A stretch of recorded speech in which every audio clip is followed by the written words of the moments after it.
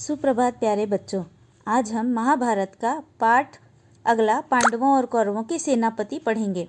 श्री कृष्ण उपलब्ध लौटकर आए और हस्तिनापुर की चर्चा का हाल पांडवों को सुनाया।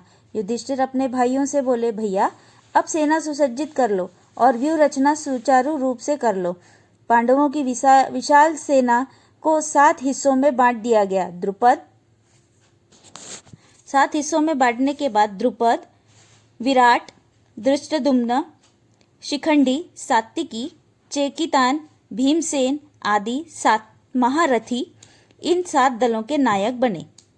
अब प्रश्न उठा कि सेनापति किसे बनाया जाए। सबकी राय ली गई। अंत में युधिष्ठिर ने कहा, सबने जिन जिन वीरों के नाम लिए हैं वे सभी सेनापति बनने के योग्य हैं, किंतु अर्जुन की राय मुझे हर दृष्टि से ठीक प्रतीत होती है। मैं उसी का समर्थन करता हूं और धृष्टद्युम्न को ही सारी सेना का नायक बनाया जाए। वीर कुमार धृष्टद्युम्न को पांडवों की सेना का नायक बनाया गया और उसका विधिवत अभिषेक किया गया। अभिषेक करने के बाद अपने कोलाहल से दिशाओं को गुंजाती हुई पांडवों की सेना मैदान में आ पहुंची। उधर कौरवों की सेना के नायक थे भीष्म, पितामह भीष्म। भीष्म ने कहा, युद्ध का संचालन करके अपना ऋण अवश्य चुका दूंगा। लड़ाई की घोषणा करते समय मेरी सम्मति किसी ने नहीं ली थी। इसी कारण मैंने निश्चय कर लिया था कि जानबूझकर स्वयं आगे होकर पांडु पुत्रों का वध मैं नहीं करूंगा। कर्ण तुम लोगों का बहुत ही प्यारा है। शुरू से ही वह मेरा था, मेरी सम्मतियों का विरोध करता था। अतः अच्छा होगा कि अगर वह सेनापति बन जाए, इसमें मुझे कोई आपत्ति नहीं होगी।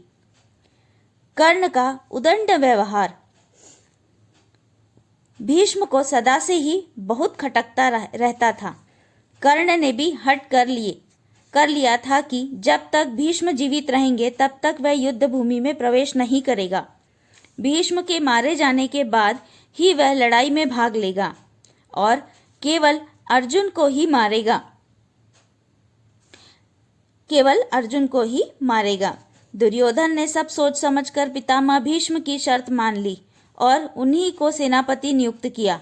फलतः कर्ण तब तक के लिए युद्ध से विरत रहा।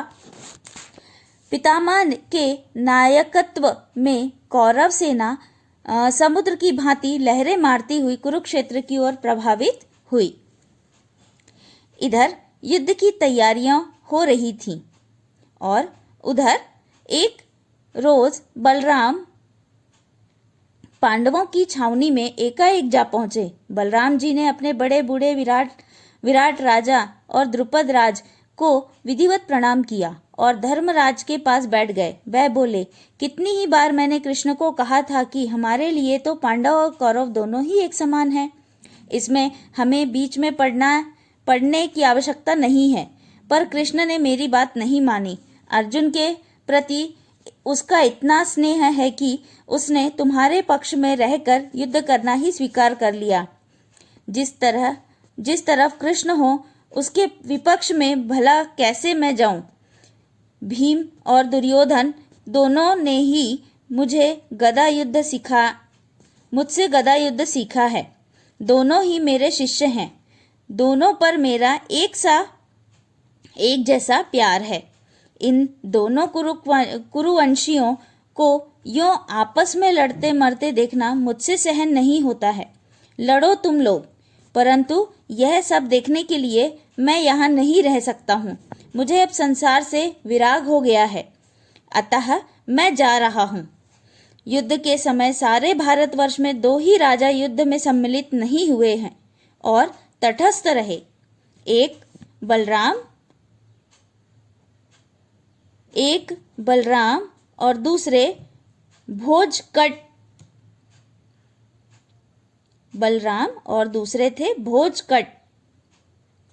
के राजा रुक्मी की छोटी बहन रुक्मिणी श्री कृष्ण की पत्नी थी।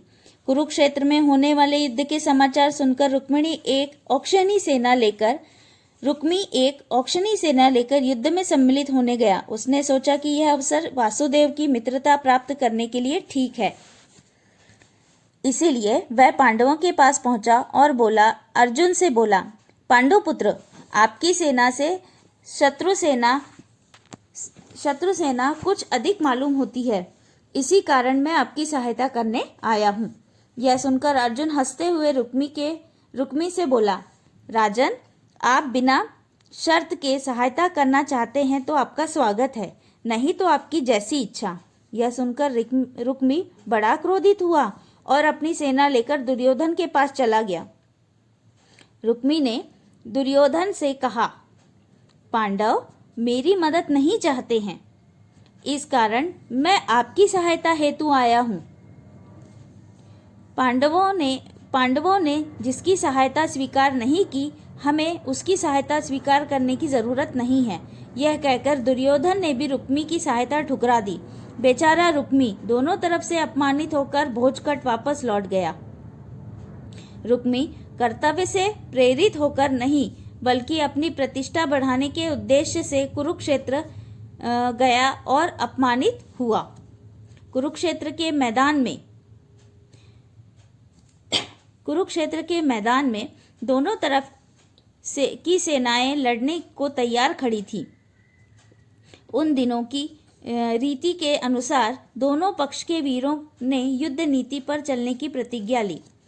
कौरवों की सेना की व्यूह रचना देखकर युधिष्ठिर ने अर्जुन को आज्ञा दी, एक जगह सब वीरों को इकट्ठा रहकर लड़ना होगा। अतः सेना को सूचित मुख सुई की नोक के समान व्यूह में सज्जित होना होगा।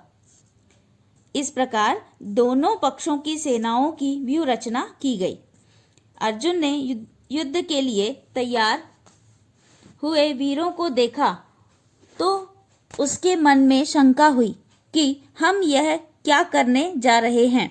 उसने अपनी यह शंका श्री कृष्ण पर प्रकट की।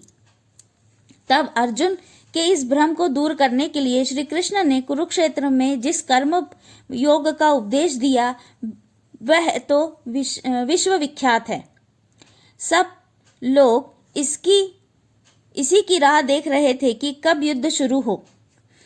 एकाएक पांडव सेना के बीच में हलचल मच गई। देखते क्या है कि युधिष्ठिर ने अचानक अपना कवच और धनुष बाण उतार कर रथ पर रख दिया और रथ से उतरकर हाथ जोड़कर कौरव सेना की हथियारबंद पंक्तियों की चीरते हुए भीष्म की ओर पैदल जा रहे हैं। बिना सूचना दिए उनको इस प्रकार जाते देखकर दोनों ही पक्ष वाले अचंभे में पड़ गए। अर्जुन तुरंत रथ से कूद पड़ा और युधिष्ठिर के पीछे कौरव सेना में घुस गया। दूसरे पांडव और श्री कृष्ण भी उनके साथ हो लिए। इतने में श्री कृष्ण बोले, अर्जुन, मैं समझ गया हूं कि महाराज युधिष्ठिर की क्या इच्छा है। बिना बड़ों की आज्ञा लिए युद्ध करना अनुचित माना जाता है। धर्मराज का उद्देश्य अच्छा ही है। शत्रु सेना के हथियार बंद वीरों की कतार को चीरते हुए युधिष्ठिर सीधे पितामह भीष्म के पास पहुंचे और झुककर उनके चरण छुए। फिर बोले, पितामह, हमने आपके साथ लड़ने का दुस्साहस कर लिया है। कृपया हमें युद्ध की अनुमति दीजिए और आशीर्वाद भी दीजिए कि हम युद्ध में विजय प्राप्त कर सकें। भीष्म बोले, बेटा युधिष्ठिर, मुझे तुमसे यही आशा थी। मैं स्वतंत्र नहीं हूँ। विवश होकर मुझे तुम्हारे विपक्ष में लड़ना पड़ रहा है। फिर भी मेरी यही कामना है कि रण में विजय तुम्हारी ही हो।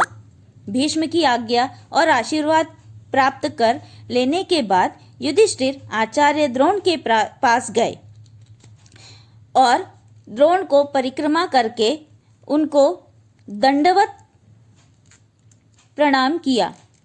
आचार्य ने आशीर्वाद देते हुए कहा, मैं भी कौरवों के अधीन हूँ, उनका साथ देने को विवश हूँ। फिर भी मेरी यही कामना है कि जीत तुम्हारी हो। आचार्य द्रोण से आशीष लेकर धर्मराज ने आचार्य कृप एवं मद्रराज शल्य के पास जाकर उनके भी आशीर्वाद लिए और सेना में लौट आए। युद्ध शुरू हुआ तो पहले बड़े योद्धाओं में द्वंद्व होने लगा। बराबर की ताकत वाले एक ही जैसे हथियार लेकर दो दो की जोड़ी में लड़ने लगे। अर्जुन के साथ भीष्म, सात्विकी के साथ कृतवर्मा और अभिमन्यु बृहत्पाल के साथ भिड़ गए। भीमसेन दुर्योधन से जा भिड़ा। युधिष्ठिर शल्य के साथ लड़ने लगे। धृष्टद्युम्न ने आचार्य द्रोण पर सारी शक्ति लगाकर हमला बोल दिया और इसी प्रकार प्रत्येक वीर युद्ध धर्म का पालन करता हुआ द्वंद्व करने लगा। भीष्म के नेतृत्व में कौरव वीरों ने 10 दिन तक युद्ध किया। 10 दिनों के बाद भीष्म आहत हुए और द्रोणाचार्य सेनापति नियुक्त किए गए। द्रोणाचार्य भी जब खेत रहे थे तो कर्ण को सेनापतित्व ग्रहण करना पड़ा। 17वें दिन की लड़ाई में कर्ण का भी स्वर्गवास हो गया। इसके बाद शल्य ने कौरव सेनापति बनकर सेना का संचालन किया। इस प्रकार महाभारत का युद्ध कुल